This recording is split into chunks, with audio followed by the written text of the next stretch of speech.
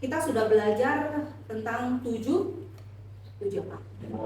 Iya, jemaat sudah berlalu. Ya, sebelumnya kita ngomong itu ya. Jadi kitab Wahyu itu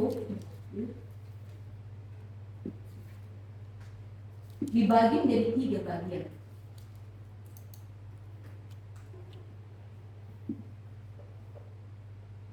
Yang pertama berbicara tentang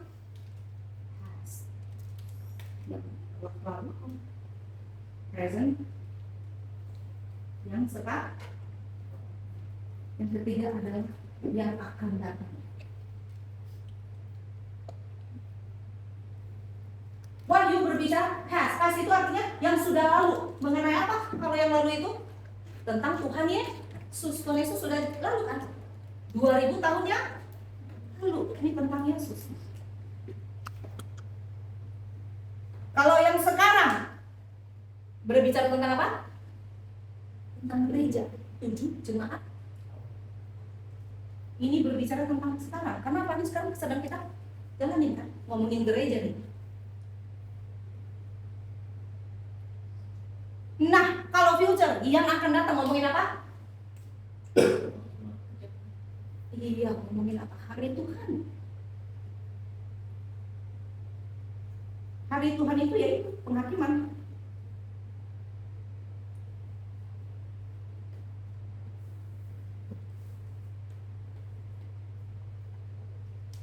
Ya, kalau Yesus udah nih paling pasti paling tahu banget sangat mengenal Tuhan Yesus Kristus ya, udah tahu lah ya. Gereja, soal gereja 7 jemaat, ada 7 jemaat itu juga udah tahu lah ya. Semoga nggak lupa. Oke, 7 jemaat udah. Nah sekarang kita mau belajar ini nih, yang akan datang. Jadi kita nggak yang lalu sekarang tapi yang akan datang nih. Jadi kalau udah belajar kitab Wahyu udah tahu nih hari kiamat sudah dekat apa enggak, hari Tuhan sudah dekat apa enggak. Ya, ini nggak gampang ya karena banyak lambang-lambang sebenarnya. Oke, kayak nanti angka 3 atau angka 7 itu apa tuh? 7 kan angka kesempurnaan yang sering dilihat sama si Lisa. Ya. Jadi nanti kita belajar tentang ini hari ini. Kita buka dulu sebelumnya. Tadi kan di grup udah dikasih tahu bahwa Alkitab fisik supaya ya ini kan namanya kitab suci. Kalau handphone handphone suci, tapi nggak tahu suci apa enggak itu masalahnya, pertanyaannya. Ya, kalau ini kitab suci kita buka di dalam kitab Wahyu pasal yang keempat. Nah, pasal 4 ini kan ada 11 ayat ya. Ada 11 ayat dan itu kalau mau dijadiin satu hari ini akan memakan waktu kira-kira 3 jam sampai 4 jam. Jadi tadi setelah bergumul kayaknya 5 ayat aja. Ya, 5 ayat aja itu ke 1 jam. Ya, semoga. Oke. Jadi kita akan belajar pasal 4 dari ayat 1 sampai ke 5. Oke, kita baca dulu dari ayat 1 dimulai dari yang terdepan. 1, 2, 3, 4 1, 2, 3, 4, 5. Wahyu 4 pasal 1. Kemudian daripada itu aku melihat terus. Kalau yang lain paling bilang ini kalau itu. Oke, ulang lagi yang kencang suaranya. Wahyu 4 ayat 1. Kemudian daripada itu aku melihat sesungguhnya sebuah pintu terbuka di surga dan suara yang dahulu yang telah kudengar berkata kepadaku seperti bunyi sangkakala. Katanya, naiklah kemari dan aku akan menunjukkan kepadamu apa yang harus terjadi sesudah ini. Oke, lanjut. Segera aku dikuasai oleh Roh dan dilihatlah ada sebuah takhta di surga dan di takhta itu duduk seorang. Terus. Dan dia yang duduk di tahta itu nampaknya bagaikan permata yaspis dan permata sardes. Dan suatu pelangi melengkungi tahta itu gilang gemilang bagaikan zamrud rupanya. Di sekeliling tahta itu ada 24 tahta dan di tahta itu duduk 24 tua-tua yang memakai pakaian putih dan mahkota emas di kepala mereka. Lalu dari tahta itu keluar kilat dan bunyi Yang kencang makin ya. dan bunyi huruf yang menderu dan 7 obor menyala-nyala di hadapan tahta itu. Itulah ketujuh roh Allah. Oke, sampai 5 aja. Kalau sampai 11 takutnya kalian mabok ya. Bukan mabok anggur. Mabok kitab Wahyu. Oke, tapi nanti kalau terlalu kalian bisa kitab Wahyu cepat terangkat ke surga. Ya, jadi agak diundur sedikit lah ya. Jadi dibagi 2 nanti hari ini 1 sampai 5, nanti bulan depan di awal bulan itu 6 sampai 11. Oke. Nah, tema khotbah hari ini adalah tentang tahta sorga. Nah, siapa yang mau ke neraka? Siapa yang mau lihat tahta sorga Allah? Ya. Saya sih pengen banget sih. Kalau ini setengah tiang, kayaknya ragu ini sih. Gua entah ke sorga dan neraka nih. Kalau yang kayak gini yakin gue mau ke sorga. Ya, kalau setengah tiang antara yakin dan gak yakin. Nah, harus yakin ya. Oke. Jadi tema hari ini adalah tahta sorga Allah. Kita lihat yang di perikopnya dikatakan apa? Perikop awalnya dibilang apa? Kedua 24 tua-tua dan nah, nanti kita bicara tentang angka. Kita enak kalau wahyu itu angka, warna, dikasih tahu artinya apa semuanya. Masih ingat? Putih itu apa? Kesucian, kekudusan, kebenaran, pintar. Jangan sampai lupa. Nah, hari ini kita akan belajar tentang hijau dengan merah. Mama merah. Ada yang hijau ya? Nicholas hijau. Oke, ya. Kita akan belajar tentang hijau dan merah. Itu ada di tahta sorga. Oke. Yang ayat pertama dikatakan, coba. Yang pertama. Kemudian daripada itu aku melihat ayah besar atau kecil? Kecil. Ini berbicara siapa ya? Hah? Pintar sekali. Jam segini belum ngantuk kan ya? Nanti kalau udah kira-kira jam 5:30, ini siapa? Gitu. Semoga nggak ada yang ngantuk. Aku melihat akunya adalah Yohanes karena pewahyuan ini dari Yesus ke Yohanes, dari Allah Bapa. Masih ingat gak katanya? Allah Bapa ke Yesus, dari Yesus ke Malaikat. iya, malaikatnya ke iya ke Yohanes ya. Yohanes itu baru ke para gembala-gembala ya. Nah, dari sini karena kan ini ditulis oleh Yohanes, kitab Wahyu itu. Oke? Jadi kemudian daripada itu aku melihat, itu Yohanes ini melihat nih ya, melihat sesungguhnya sebuah pintu terbuka. Kita kemarin juga ada belajar soal pintu kan, pintu hati ya. Sebuah pintu terbuka di sorga. Tahu ayatnya yang biasa ngomong pintu itu berbicara ke siapa? Barang siapa, masih ingat gak kata-kata gini? Barang siapa tidak melalui aku. Pintu itu berbicara siapa? Tuhan Yesus. Kita buka ayatnya, yang dapat dia masuk surga. Yang cepat ya dapatnya ya. Yohanes 10 ayat 7. Yang cepat dia masuk surga. Yohanes 10 ayat 7. Kenapa yang cepat bisa masuk surga? Karena dia udah biasa baca Alkitab. Jangan sampai Yohanes dia buka di perjanjian lama. Yohanes 10 ayat 7, maka kata Yesus sekali lagi aku berkata kepadamu, sesungguhnya akulah pintu ke domba-domba itu. Oke, akulah A-nya A besar apa kecil? Gede artinya? Tuhan Yesus. Tuhan Yesus berkata, akulah pintu dari domba-domba itu. Jadi berbicara tentang siapa? Tuhan Yesus. Sebuah pintu terbuka di sorga. Dan suara yang dahulu telah kudengar. Suara yang dahulu telah si Yohanes dengar. Telah artinya kan past tense. Berarti dia pernah ngalamin atau pernah dengar sebelumnya, benar? Aku telah mendengar. Berarti sebelumnya pernah dengar gak? Udah pernah dengar. Nah, masalahnya kenapa suara yang dahulu yang telah kudengar? Suaranya berarti dia mengenali suara itu, benar gak? Paham? Kayak misalnya baru kenal lah misalnya lah sama Vincent Gita. Ya, karena pernah dengar suaranya Vincent ya, sama motor. Dari tingkat 3 pun motor bener-bener tahu Vincent. Kenapa? Telah aku pernah dengar suara itu. Coba kalau belum pernah. Kalau namanya telah, berarti pernah melaluinya. Sekali 2 kali. Nah, Yohanes sudah pernah mendengar suara itu. Berarti Yohanes ini tipe apa? Mendengar suara Tuhan. Dia bisa mendengar suara Tuhan, membedakan suara Tuhan atau suara hati atau bahkan suara dunia ini. Dan suara yang dahulu yang telah kudengar, untuk bisa mendengar atau bisa mengenal, berarti dia adalah seorang yang peka atau juga domba. Tahu kan ayatnya? Domba-domba yang mengetahui siapa gembalanya, dengar suaranya aja, oh tahu ini gembala. Ya, kita buka lagi, saya pengen cepat masuk lagi ke sorga tadi yang di. Jangan sampai yang di lagi ya. Oke, kita buka dalam Yohanes 10 ayat 3. Yohanes semuanya ya. Ciri-ciri domba Tuhan. Coba. Haleluya. Kencang suaranya. Kalau nggak kencang nggak jadi suara. Untuk dia penjaga membuka pintu dan domba-domba mendengarkan suaranya Oke. dari Ulang lagi. Dan domba-domba. Untuk dia penjaga membuka pintu dan domba-domba mendengarkan suaranya dan ia memanggil domba-dombanya masing-masing menurut namanya dan menuntunnya keluar. Ciri-ciri domba yang baik ya. Satu. Tadi apa? Mendengar. Makanya 7 jemaat Allah selalu diakhiri dengan apa? Jika engkau, karena banyak yang bertelinga tapi tidak mendengar. Oke, ciri-ciri domba yaitu mendengar suara gembalanya. Coba baca ulang lagi sampai hafal. Untuk dia penjaga membuka pintu dan domba-domba mendengarkan suaranya dan ia memanggil domba-dombanya masing-masing menurut namanya dan menuntunnya keluar. Terus lanjut lagi yang satu mendengar. Yohanes, siapa yang cepet ya? Yohanes 10 ayat 4-nya.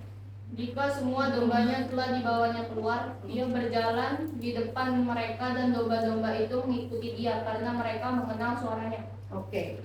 Yang kedua apa? Udah dengar, ikut. Bukan udah dengar, nggak ikut. Mengikuti. Ulang lagi, baca lagi. Jika semua dombanya telah dibawanya keluar, ia berjalan di depan mereka dan domba-domba itu mengikuti dia karena mereka mengenal suaranya. Karena apa? Karena mereka mengenal suaranya. Ulang lagi, karena apa? Karena mereka mendengar suaranya. Sama gak sama itu tuh? Dan suara yang dahulu yang telah ku dengar. Berarti dia mengenal suara Tuhan.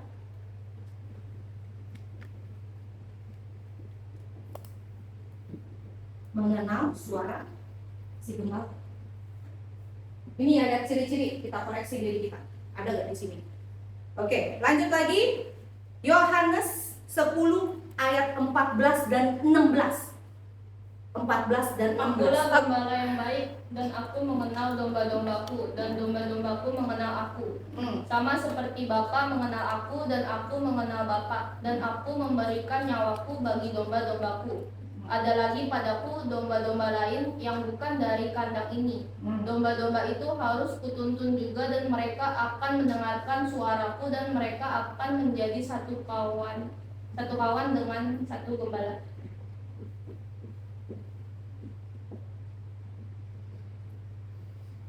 Satu kawanan. Jadi domba nggak sendiri. Ya, dia pasti namanya domba-domba nih dengan satu gembala. Ini bilang satu gembala, apa 2 gembala, apa 3 gembala? Ya, jadi kalau ada gerejanya sampai 3 kayak gitu. Nah, pertanyakan itu gembalanya yang mana? Karena kalau domba yang baik dia hanya memiliki satu gembala dan dia satu kawanan, kelompok. Domba itu kelompok, ya. Jadi ciri-ciri domba yang baik adalah mendengar suara gembala. Ya, terus mengikuti, udah dengar perintah gembala, dia ikutin, udah ikutin, dia juga mengenal nih suaranya nih. Kalau sampai nggak kenal ya berarti itu bukan gembalanya. Nah, itu satu kawanan, kelompok dia, dan hanya punya satu gembala. Inilah ya ciri-ciri dari si Yohanes. Ya, Yohanes juga merupakan domba, dan gembala siapa? Tuhan Yesus. Dia mengenal suara Tuhan Yesus gitu. Ya, makanya dikatakan, dan suara yang dahulu telah kudengar berkata kepadaku, kepada siapa? Yohanes, seperti bunyi sangkakala. Jadi suara Tuhan Yesus itu seperti bunyi yang pernah ke rumah doa, kan ada tuh rumah doa Depok ya, kan ada sangkakala ya. Jadi kalau orang yang nggak punya kepekaan, nggak bisa dengar suara Tuhan, itu kayak suara sangkakala trompet Tuhan. Tapi yang punya kepekaan itu adalah suara Tuhan. Katanya, naiklah kemari dan aku akan menunjukkan kepadamu apa yang harus terjadi. Arti dari apa yang harus terjadi, ngomongin apa? Apa yang harus terjadi, ngomongin future. Jadi Tuhan ya, dia ngomong sama si Yohanes ini nih. Dan Yohanes tahu, oh iya ini suara Tuhan, bukan suara dunia, bukan juga suara iblis, bukan juga suara hati. Dia mengenal nih suara si gembala dia yang agung, yaitu Tuhan Yesus. Nah, Tuhan Yesus habis itu dia ngomong apa? Naik nih. Ya, naiklah kemari dan aku akan menunjukkan kepadamu tentang masa yang akan datang, yang akan terjadi. ya. Jadi itu bukan ramalan, bukan, beda lagi ya. Tapi ini dalam Tuhan itu namanya pewahyuan, bukan ramalan. Pewahyuan artinya apa? Udah pernah cici ini. Pewahyuan artinya apa? Pintar banget, udah benar jadi pendeta. Oke, kepadamu akan apa yang terjadi. Jadi ini artinya apa? Si Yohanes dikasih apa? Karunia untuk bisa ya pewahyuan itu, bayangkan. Oke, next. Yang kedua, segera aku dikuasai oleh roh. Segera aku dikuasai oleh roh dan lihatlah. Artinya apa? Seseorang yang dikuasai oleh Roh Kudus makanya memiliki kepekaan.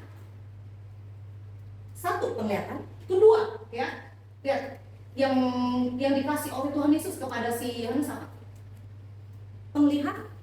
Penglihatan. Terus apa? Bisa dengar suara, ya, suara Tuhan Yesus ya maksudnya. Segera aku dikuasai oleh roh dan lihatlah sebuah takhta terdiri di sorga. Makanya judulnya tahta sorga Allah. Dan di tahta itu duduk seorang. Ini kita ini ngomongin kan future nih. Ini benar-benar loh. Dan kita Wahyu ini kan bukan buku dongeng ya. Ya. Jadi kalau mau tahu sorga itu kayak gimana ya, baca kita Wahyu. Ya. Disingkapkannya di mana? Udah disingkapkan oleh Yohanes. Yohanes saya kasih tahu. Ya. Jadi terdiri dari sorga dan di tahta itu duduk seorang. Kita mau buka itu dulu kan tadi udah bikin itu ya, kemarin itu yang satu yang pertama itu yang semuanya ada gambarnya.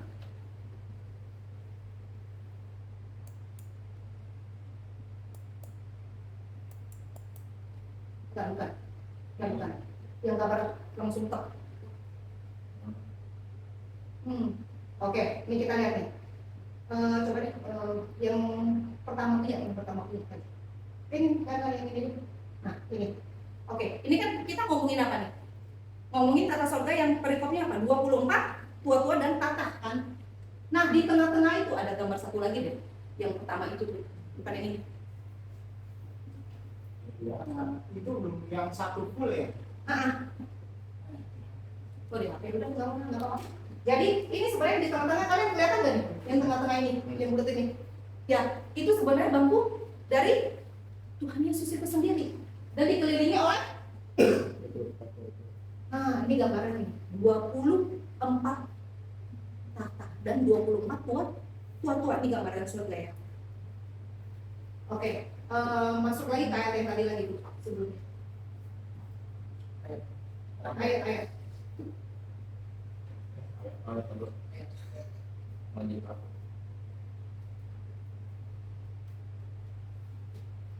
Oke.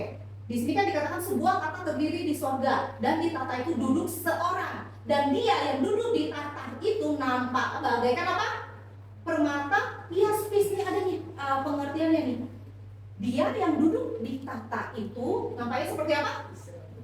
Bagaikan permata yaspis dan permata sardis. Kenapa di dalam Alkitab Wahyu harus dipakai yaspis dan sardis? Kan banyak ya batu-batu permata ya. Itu biasanya kalau ngomong bapak-bapak tuh suka tuh gede-gede begini. Apa sih tuh yang pengacara? Enggak, yang pengacara siapa sih? Itu tuh batu-batu tuh semuanya. Ya, jangan itu ya, kalau yang tahu mengerti batu itu dia pasti paham artinya apa. Kayak gitu. Terus ada warna-warnanya. Kayak gitu. Saya kenapa yang dipakainya yang hijau? Kayak gitu. Karena setiap warna mengandung arti di dalam Alkitab ya. Di dalam Alkitab. Dan dia permata yaspis dan permata sardis. Dan juga pelangi melingkupi tahta itu. Kita ingat tuh ada apa? Permata yaspis dan permata dan juga pelangi. Oke, masuk ke gambar yang tadi itu. Gambar ini. Oke, kita lihat ya. Oke. Mengapa permata yaspis? Permata yaspis itu dia sangat bening banget sebenarnya. Kalau kalian nggak percaya, kalian boleh beli. Ya, itu bening seperti berlian. Berlian itu sangat mahal, berharga. Ya, jadi ini juga yang ada di para imam kan. Para imam ada pakai baju efod itu loh. Tahu kan para imam zaman dulu itu tuh dia yang besar. Terus di sininya nanti di sini dadanya situ itu ada batu. Termasuk ini ada batu yaspis. Kayak gitu. Nah, batu yaspis ada, sardis juga ada. Oke? Dan ini bening nih. Sebenarnya bening terus benar-benar kayak kristal. Itu melambangkan apa?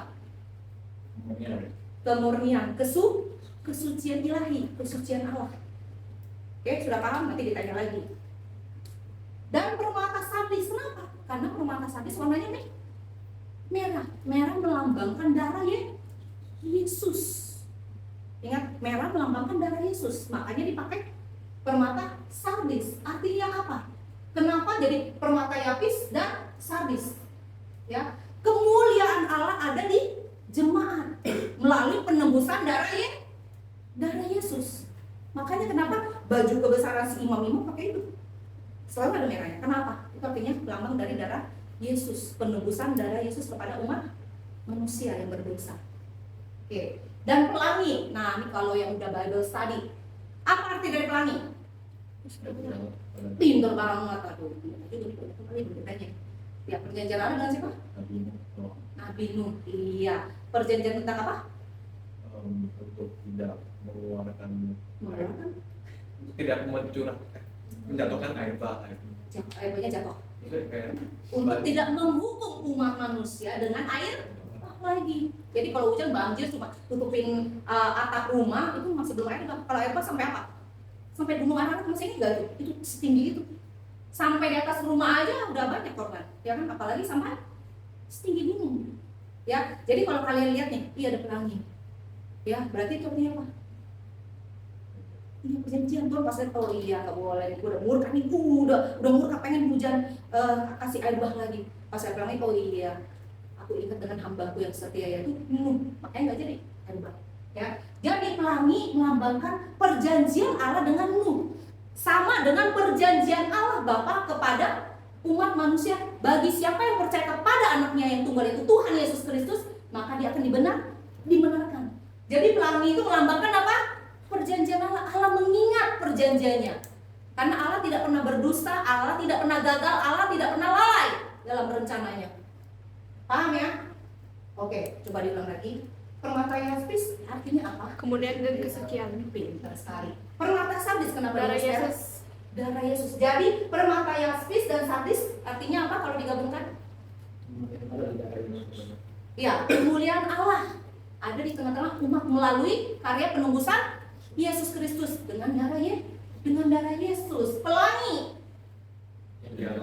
perjanjian Allah bahwa Allah ya tidak akan mendatangkan hukuman bagi ini, bukan yang semuanya nih, bagi setiap orang yang percaya kepada Tuhan Yesus. Dan jamrul, nah ini kenapa hijau? Ya, hijau itu melambangkan pemulihan. Di Taman Eden itu banyak tumbuhan kan? Tumbuhan hijau. Ya. Jadi, kenapa pakai jamrut? Jamrut itu artinya melambangkan pemulihan. Pas kemarin kita lagi camp, kan ada tuh bendera apa tuh? Yang pas lihat, oh ini artinya gini-gini, kata si Richard. Oh ya, Palestina. Pas ada di samping sini kan. Kan Cici nggak perhatiin, cuma lihat karena di depannya itu Korea, Indonesia, Cina kayak gitu. Pas di sini Palestina. Pas kemarin lagi doa gini, siapa kemarin itu Palestina? Langsung Cici baca karena ngerti tentang warna kayak gitu. Hitam, putih, terus di sininya merah dan ini hijau kan? Kayak gitu. Terus Cici langsung bacain kasih ke Richard. Nah, itu hitam Palestina tuh dalam kegelapan, dosa. Ya kan? Terus ini kenapa merahnya segitiga kayak gini? Dengan darah Yesus. Tengahnya putih, dibersihkan, disucikan. Baru sininya hijau, pemulihan. Ya, jadi hijau itu artinya pemulihan. Ya, sekedar untuk kesaksian. Dulu yang paling mengenal Cici ya memegang Nicholas. Dulu warna yang kesukaan Cici adalah hitam. Putih suka tapi lebih cenderung hitam. Pokoknya hitam semuanya. Hitam, putih dan biru. Lihat barang-barang kalau namanya orang suka sesuatu pasti barangnya warnanya cenderungnya warna itu semua. Biru semuanya, kacamata biru semuanya biru. Kayak gitu. Tapi semenjak yang mimpi yang sepasang tangan kasih baju putih kayak gitu kan, di situ jadi suka putih. Nggak tahu kenapa tuh bakal baju itu tuh banyak banget. Kayak gitu ya. Mau kasih siapa badannya kecil kayak gini, bingung juga kayak gitu. Terus dari yang hitam jadi suka putih, dari yang biru nggak tahu kenapa jadinya hijau. Sebenarnya dari yang Cici kasih ini nih, itu udah suka hijau sebenarnya kayak gitu. Tapi sekarang lebih ke mendarah daging ke hijau. Dan percaya nggak percaya ini sekarang lagi oranye. Pantesan jelas. Ya, biru udah nggak terlalu suka kayak gitu. Jadi hijau itu artinya lambang pemulihan. Pemulihan apa? Pemulihan hubungan dengan Allah. kemudian hubungan dengan keluarga. Ya, bukannya berarti penjahat enggak sih kayak gitu, tapi nggak tahu juga bisa ngomong gitu, cuma karena nggak tahu dari mimpi itu jadi sukanya putih sekarang. Ya, jadi kalau dulu barangnya kebanyakan biru, jangan kaget kalau sekarang kalau nggak hijau oranye deh, kayak gitu. Karena memang tiba-tiba itu ada perubahan sendiri, kayak gitu. Jadi lebih suka hijau. Nah, hijau artinya pemulihan, dan seperti Taman Eden. Taman Eden itu hijau, pemulihan terjadi. Dan itu berbicara tentang surga. Oke, udah paham ya? Oke, next ke ayat. Tadi.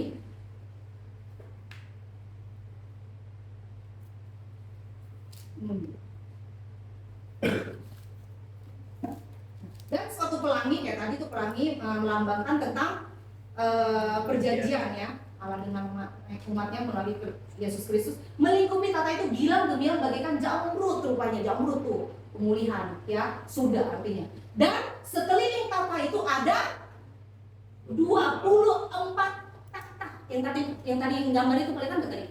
24 takhta ya, tempat duduk ya. 24 takhta, dan di takhta itu duduk 24 tua-tua. Oke, stop sampai situ dulu. Kenapa dibilang 24? Ada artinya. Menurut kalian nih, kasih pertanyaan. Menurut kalian 24 tua-tua itu siapa ya? Yang bisa jawab masuk surga tadi. Ini udah dicatat mau dihapus sebenarnya. Nah, siapa 24 tua-tua itu?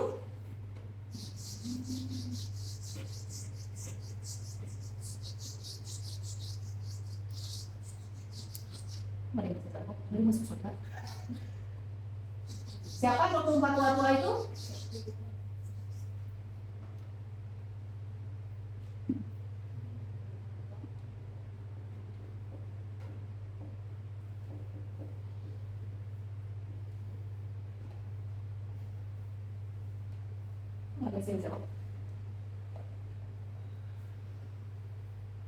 Kita lihat jawabannya ada di sini. Kan ada koma tuh. 24 tua-tua yang memakai pakaian putih dan di atas kepala mereka. nah, masih ingat gak kata-kata ini? Tuhan Yesus sampaikan kepada siapa? Bagi yang menang, masih ingat gak? Jemaat-jemaat apa aja? Bagi yang menang, maka akan kupakaikan pakaian putih. Terus pakai apa? Kota coba dapat ayatnya, coba itu di 7 jemaat itu yang dapat masuk surga. Coba di mana aja? Wahyu berapa aja?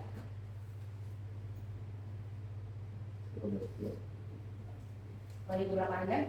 Yang ada ngomongin soal pakaian putih? Ya, Wahyu berapa? Wahyu 3 ayat 14. Coba dibaca. Aku datang segera, peganglah terus apa yang ada padamu, supaya tidak seorang pun mengambil mahkotamu. Nah, itu ngomongin mahkota nih. Ya, ini ngomongin mahkota. Yang baju putih sama yang ini, sama takhta juga ada ngomongin takhta. Coba siapa yang dapat? Yang pakaian putih? Kades. Wahyu berapa? Wahyu 3 ayat 5. Siapa yang menang kepadanya akan dikenakan pakaian putih yang demikian.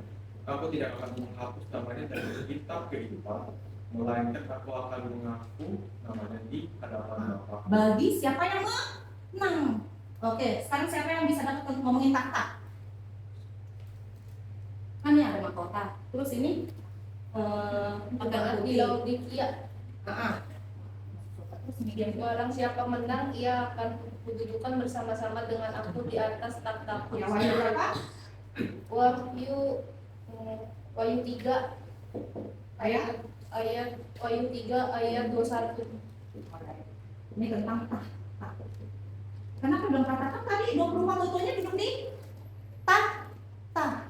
Terus selalu Tuhan bilang apa? Bagi yang menang dikasih pakaian putih. Bagi yang menang dapat mahkota. Bagi yang menang dia akan duduk nih di takhta bersama-sama dengan Allah. Jadi kira-kira 24 tua itu berbicara kepada siapa? Malaikat atau manusia? Manusia ya?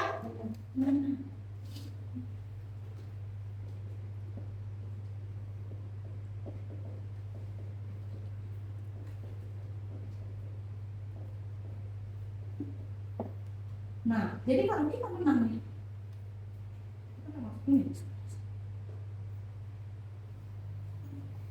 Nah, pertanyaannya, kenapa 24?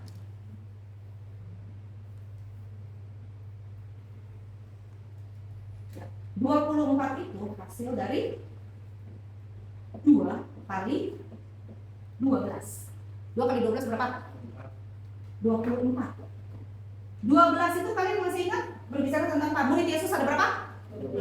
12 murid Yesus. Suku Israel ada berapa? 12. Apalagi Tuhan memberi makan kepada 5.000 orang dan sisa berapa bakul? 12. Berarti segala sesuatu yang diulang-ulang itu ada arti. Angka 12 artinya kesempurnaan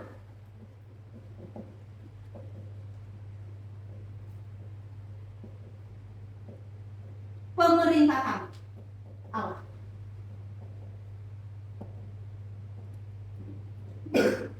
Ya. Ingat, angka 12 artinya apa? Kesempurnaan pemerintahan Allah. Angka 7 itu artinya sempurna, angka sempurna. Dan 2 artinya apa?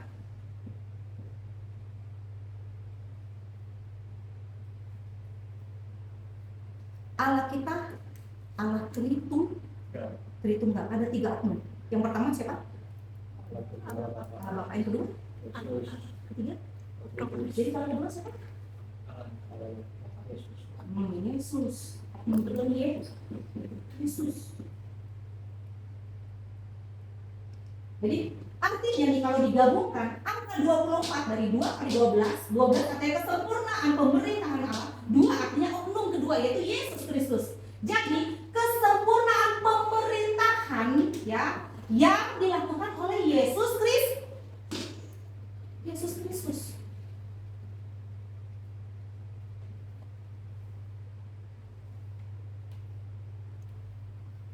Oke, angka lagi. 12 ini adalah dari hasil 3 kali 4. Kenapa 12? 3 kali 4 berapa? 12. Kenapa harus 3? Kenapa harus 4? Hari penciptaan pada saat hari ketiga. Lihat deh kan yang Babel tadi kemarin siapa ya? Tuhan mengatakan itu baik di hari ketiga dan 6. Kenapa cuma hari ketiga dan 6? Tuhan mengatakan segala sesuatu yang baik sampai 2 kali. Oh, NG ya waktu itu kalau nggak salah NG. Ya kan ada maksudnya NG. Ya di hari 3 dan di hari ke-6 ingat. Makanya ada 6. Kita bahas dulu 3 nih ya. Waktu penciptaan di hari ketiganya Tuhan sampai mengatakan segala sesuatunya baik sampai 2 kali di hari ketiga itu. Di hari pertama, hari kedua, hari keempat, hari kelima cuma sekali. Ya. Terus Allah bangkit pada hari ketiga. Kok kayak gak yakin itu hari keberapa? Ini udah bersama gitu. 3 gitu. 3 gitu ya. Terus si Petrus menyangkal Tuhan Yesus berapa kali? 3. Lazarus hidup pada hari ketiga. Berarti segala sesuatu yang berulang-ulang artinya ada arti maksudnya. Ya. 3 itu lambang keilahian.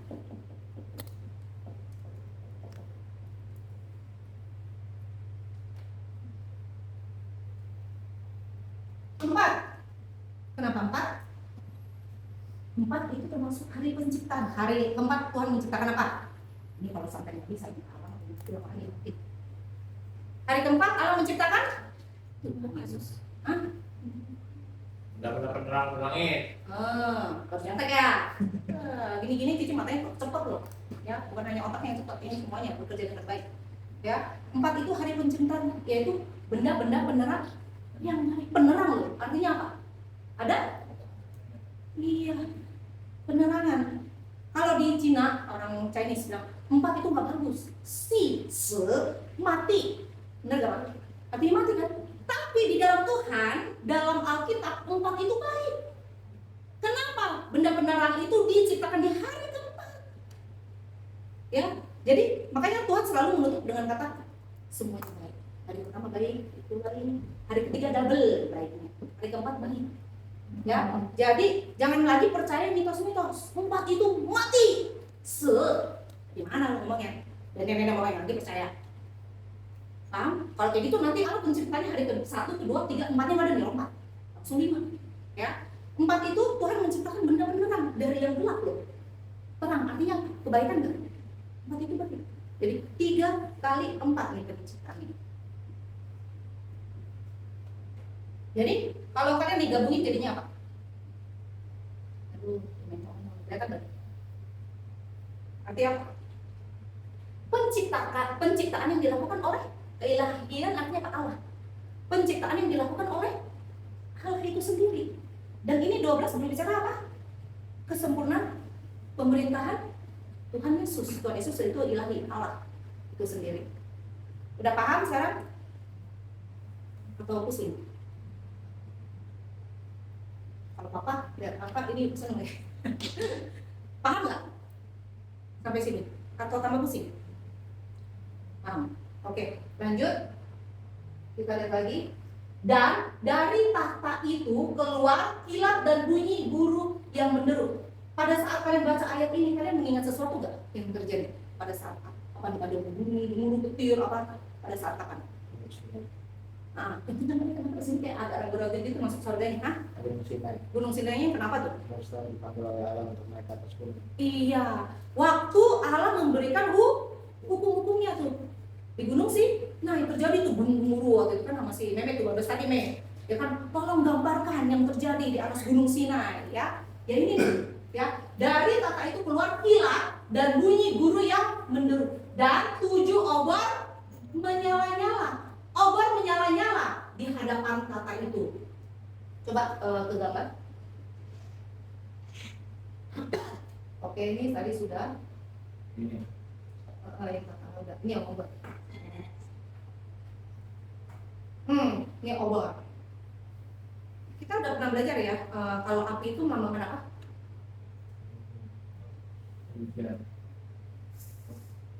Kalau yang di Kisah Para Rasul. Roh Kudus. Iya, ya itu lambang Allah. Ketika Allah memanggil si Musa di balik semak-semak yang ditampak di situ apa? Api kan, semak-semak itu seperti terbakar kan. Nah, api itu melambangkan Roh Kudus, ya Roh Allah. Jadi di sini dikatakan 7 obor, artinya 7 roh Allah. Bukan berarti Allahnya kayak Spiderman ya, ada banyak kayak gitu, bukan. 7 artinya apa tadi? Angka kesempurnaan, ya kan? Api melambangkan Roh Kudus atau Roh Allah, artinya apa? Roh Allah atau Roh Kudus sendiri yang akan menyempurnakan segala sesuatunya. Paham sampai situ? Oke, tadi ini ada gambar, coba next lagi. Nih, tapi ini udah ayat yang ke-6. Ini udah ayat yang ke-6. Tadinya mau lanjut ke sini, cuman ini lebih dalam lagi. Makanya tadi pikir ini mau lanjut apa enggak ya? Takutnya kelamaan soalnya. Ya, oke, kita balik lagi ke awal. Nah, kalian lihat nih ya, ini aku sebelumnya udah kan ya?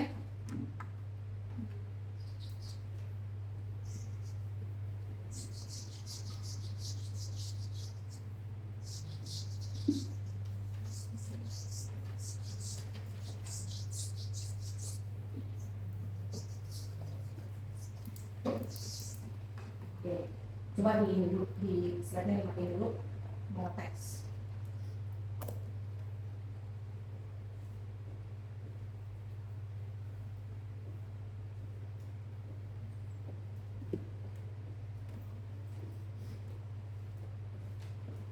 Oke, 7 melambangkan Kesempurnaan.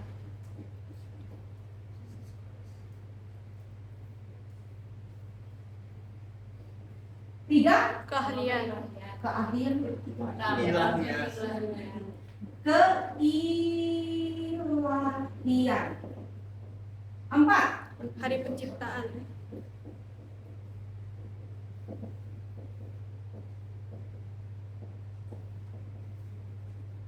12 Kesempurnaan pemerintahan.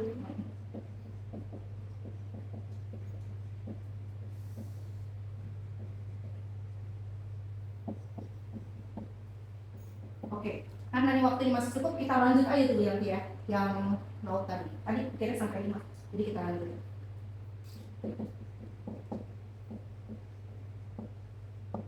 kesempurnaan pemerintahan. Oke, lanjut ayat ke-6 tadi siapa yang baca ya? Bisa. Oke, baca nih. Ayat yang ke-6.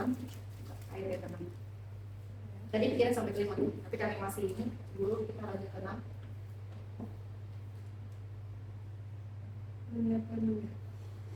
Dan di hadapan tahta itu ada lautan kaca bagaikan kristal.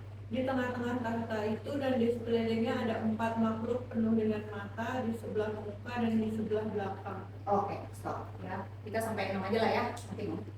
Oke. Di gambar yang tadi. Gambar yang kristal itu tadi lautan.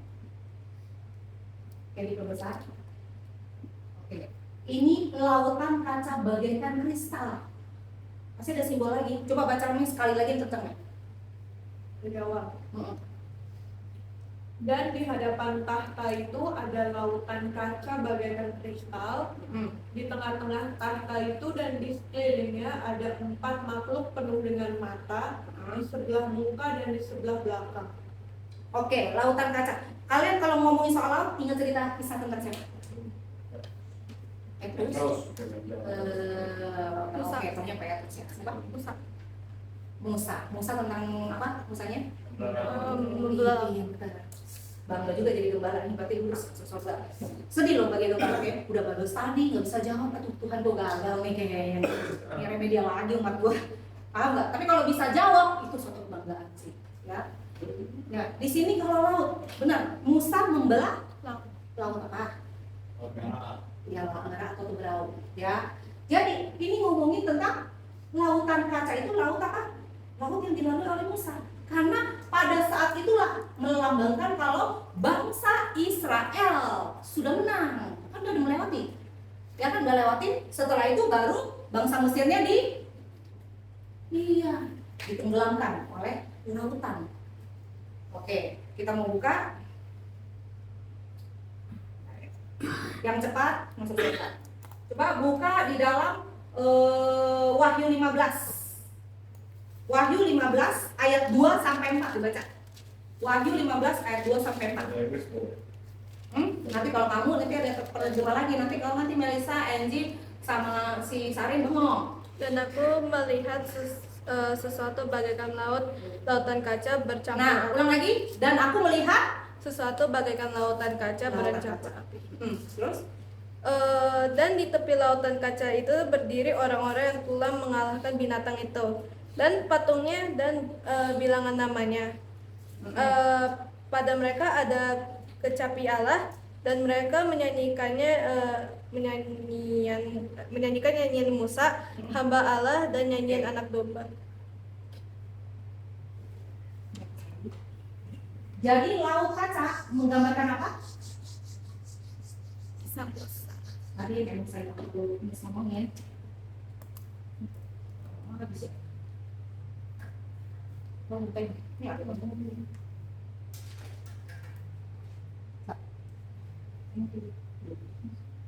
Oke, sekarang lautan kaca itu artinya melambangkan kemenangan bangsa. Ini udah habis nih. Kemenangan bangsa Israel terhadap apa? Bangsa Mesir. Bangsa Mesir. Jadi itu semua ada mengandung arti ya. Dicatat, diingat baik-baik.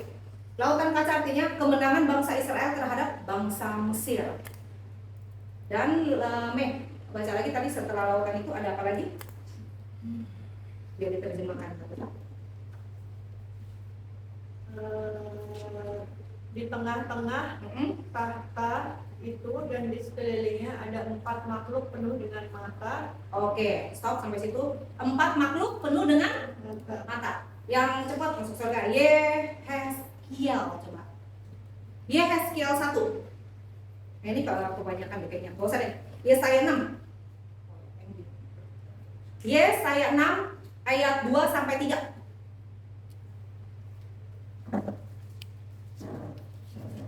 sama masak apa? Yesaya 6 Ya, Yesaya 6 ayat 2 sampai 3. Para serafim berdiri di sebelah atasnya masing-masing mempunyai 6 sayap. 2 sayap dipakai untuk menutupi muka mereka, 2 sayap dipakai untuk menutupi kaki mereka, dan 2 sayap dipakai untuk melayang-layang. Dan mereka berseru seorang kepada seorang, katanya, Kudus, kudus, kuduslah Tuhan semesta alam, seluruh bumi penuh kemuliaannya. Masuk ya tadi sama lagu itunya ya. Lagu kedua ya, lagu satu ya. Lagu kedua ya. Kudus, kudus, kudus, kuduslah Tuhan. Oke, baca lagi ya. Yehezkiel 10 ayat 3 sampai 5. Yehezkiel 10 ayat 3 sampai 5. Next, kamu kayaknya harus pakai bahasa Indonesia. Keruk-keruk itu berdiri di sebelah selatan bait suci. Waktu orang itu masuk ke tengah-tengah roda-rodanya, dan segumpal awan memenuhi pelataran dalam. Daripada itu kemuliaan Tuhan naik dari atas keruk dan pergi ke atas ambang pintu bait suci. Dan bait suci ini dipenuhi oleh awan itu, dan pelatarannya penuh dengan sinar kemuliaan Tuhan. Oke, tadi yang dibaca sama si Angie ada kata serafim nggak? Ada kan? Coba cek dulu, ada kan serafim? Terus yang dibaca Melisa ada kata apa? Kerubim. Kerubim ya. Kerubim dengan serafim.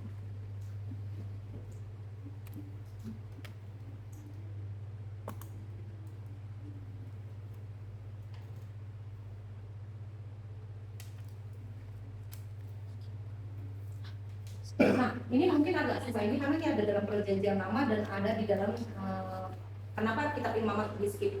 Karena banyak yang ngomong kayak begini. Itu lebih cocok ke imam sebenarnya. Ya, kerubim dan serafim. Kerubim memiliki arti kayak yang tadi tuh yang permata apa namanya? Bukan, yang pertama. Ya, diapis. Yang artinya kemurnian, terus Sama kesucian dan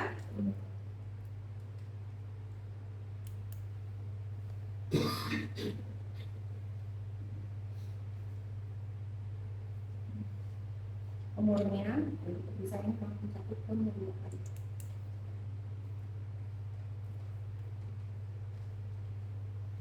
Tadi serafim memang dibaca sama Melisa. Nah, kalau serafim artinya ini yang bersama sih sebenarnya.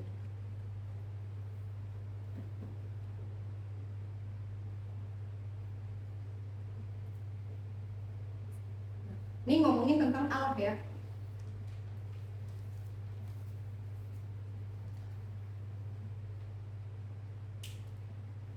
Di situ kan ada dikatakan 4 makhluk. Jangan kalian pikir ada 4 makhluk itu, oh ada ini, ada ini. Jadi 4 makhluk itu menggambarkan apa sih? Ini udah mau apa sih? 4 makhluk itu menggambarkan apa?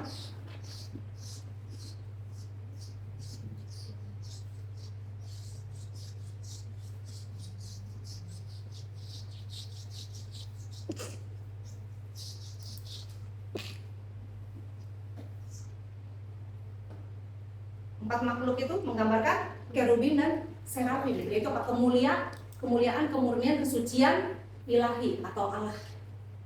Ya, jadi dia bukan yang jahat, tetapi itu makhluk yang ilahi atau yang suci. Ya, kalau kenapa angka udah tahu lah ya. Itu juga hari penciptaan. Terus kalau 4 makhluk itu maksudnya apa? Kalian tahu artinya tabernakel?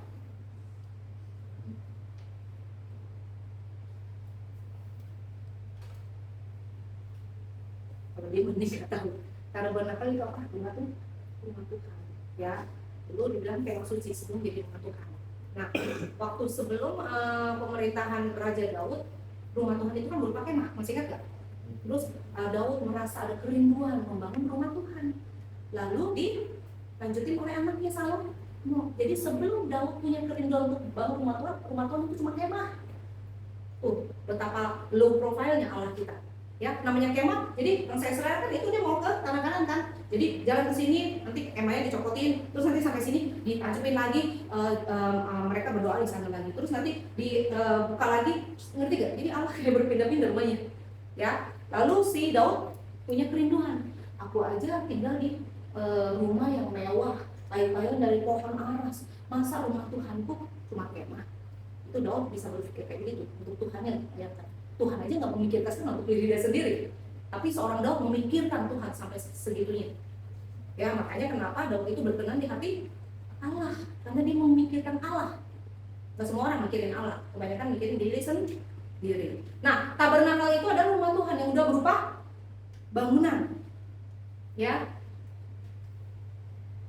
Nah, di tabernakel itu, kalian masih ingat itu yang Tuhan Yesus disalibkan, terus apa yang kedua? Ada pakti, ya. Jadi di tabernakel itu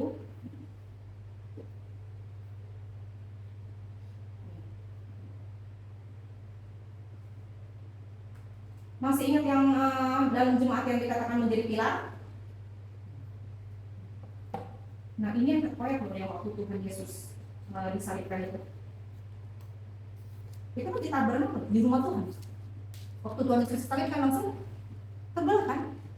Ya, tirai di dalam rumah Allah itu terbelah.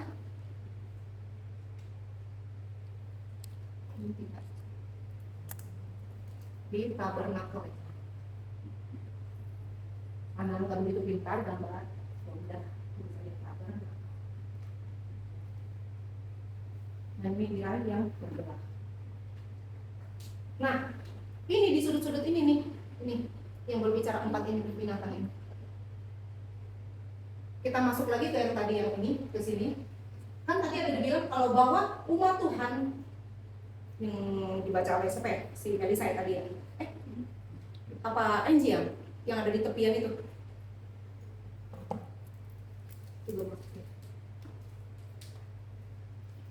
Lautan kaca apa sih ini ya katanya?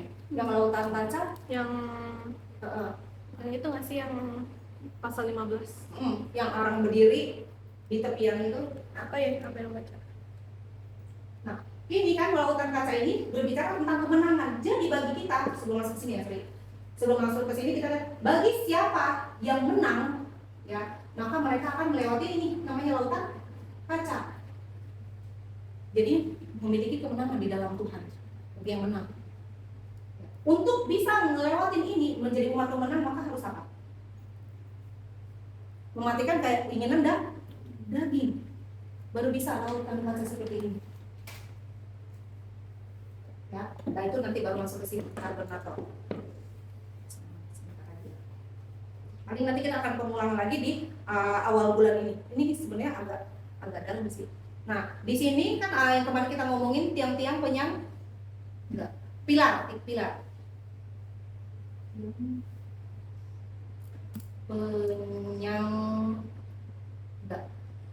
Anggap aja bagus lah tulisannya ya. Nah, ini tiang-tiang penyangga nih, ya, yaitu pilar ada 4 nih. Set. Jadi 4 binatang itu berbicara tentang pilar-pilar, yaitu tiang-tiang penyangga. Dan tiang-tiang penyangga itu waktu kemarin kita belajar pilar itu berbicara tentang siapa?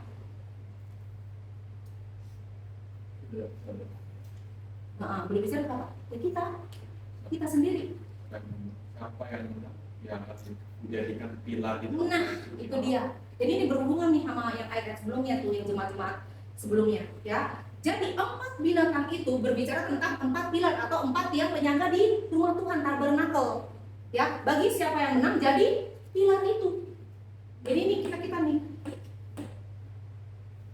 Ini kita yang jadi tiang penyangga. Kalau enggak, udah roboh rumah Tuhan itu. Kalau kita enggak kuat di sini.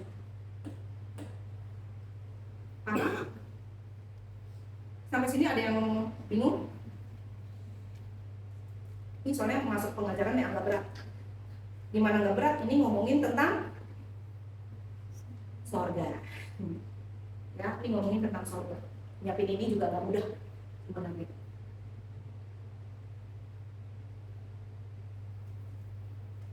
Ada pertanyaan sampai sini? Ulang ya. Tabernakel bicara tentang apa? Rumah Tuhan. Terus 4 makhluk tadi berbicara tentang yang penyembah. ini tiang-tiang gereja. Tiang-tiang gereja itu siapa?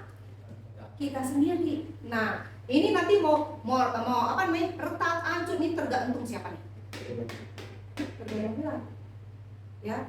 Jadi sebuah rumah Tuhan ya bisa kuat atau enggak tergantung pilar nih. Bangunan juga kalau nggak kuat, ya biasanya bangunan begini. Tergantung apa pilar, nah harus ada pilar, yaitu fondasinya kan harus kuat. Kita udah bicara tentang fondasi itu bicara tentang apa? Firman Tuhan. Ya, pengenalan kita akan Tuhan. Semakin kita kenal Tuhan, semakin fondasi kita kuat. Oke, ini kita sampai sini dulu ya, karena sudah 1 jam saya rekod. Apa? Iya masih ada, cuma itu buat nanti aja. Gitu, takutnya lama nanti. Oke, sampai sini dulu ya, ingetin ya. Tabernakel ya. Jadi kelanjutannya di bulan depan ya awal. Jangan sampai lupa. Nanti akan diulang lagi di khotbah berikutnya. Sampai kalian tahu arti-arti dari kitab Wahyu ini. Kalau kalian tahu, wah itu kalian pasti kita ternyata udah bisa kakak ke-6 contohnya. Udah tahu nih nanti. Ya, murka Allah, cawan murka Allah kalian tahu artinya apa. Terus nih sekarang nih, benar-benar ini ngomongin masa yang akan datang kan? Dan itu semuanya nih. Ini Alkitab udah lama banget. Ini Alkitab kan udah lama banget, ngerti gak? Dan itu sudah terjadi nih sekarang. Artinya apa? Sudah dekat, semakin dekat hari itu hari Tuhan. Oke, sampai di sini firman Tuhan. Pokoknya ingat tentang tabernakel, tirai dan tiang penyangga. Ini akan nanti dilanjutin lagi karena